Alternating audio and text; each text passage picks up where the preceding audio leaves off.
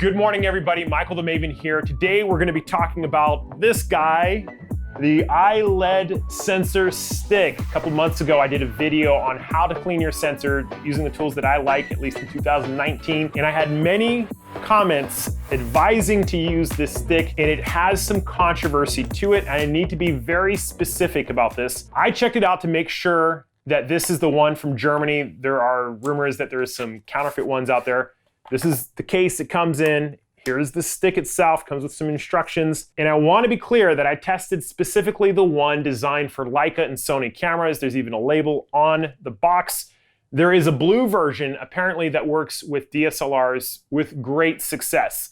So the problem with this sensor stick is that I had many comments advising to use it.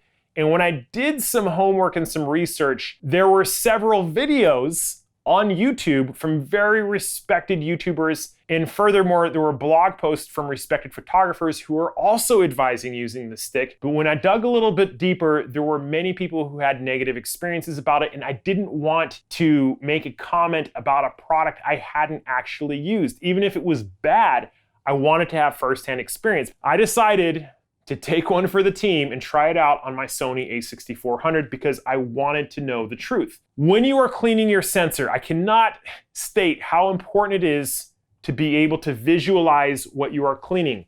This is a Carson sensor magnifier. It has a little magnifying glass and you can adjust the distance. It's designed for DSLRs. You can use it for mirrorless cameras if you hold it away from the camera, or you get one of these extenders. I make these extenders and sell them on my website. Worth every penny to visualize the dust that you see on your sensor. And the reason why this is so important is because when I use this sensor stick on my sensor, initially, it seemed to be working fine. I was like, wow, this is really a great product. You know, it was just sticking on the dust and stuff. I thought maybe it was a little bit too sticky. And when I took a closer look with this thing, I quickly realized this was leaving an adhesive residue all over my filter cover. So there's one of two things going on with this. Number one, either all these other reviewers who are recommending this sensor stick on Sony sensors cannot see the residue it's leaving behind, or number two, there is a quality control problem.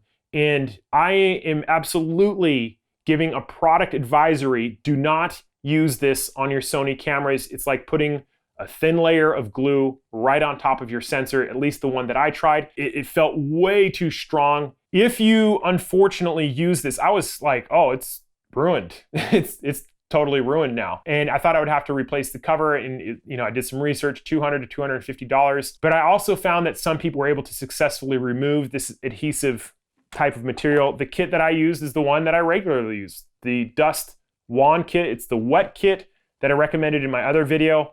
It took me 10 swabs of gently cleaning and cleaning and cleaning, and eventually I was able to remove this adhesive layer. So if you're one of the people who accidentally do this and you're panicking, try not to panic. It's going to look like you damaged your sensor, but that adhesive layer will come off if you are patient. It took me about 40 minutes of cleaning to get it off. So keep that in mind. Do not use this product. This is coming from experience. Check out my other video. I'm always open to new solutions and products to clean the sensor. I love knowing about all of them.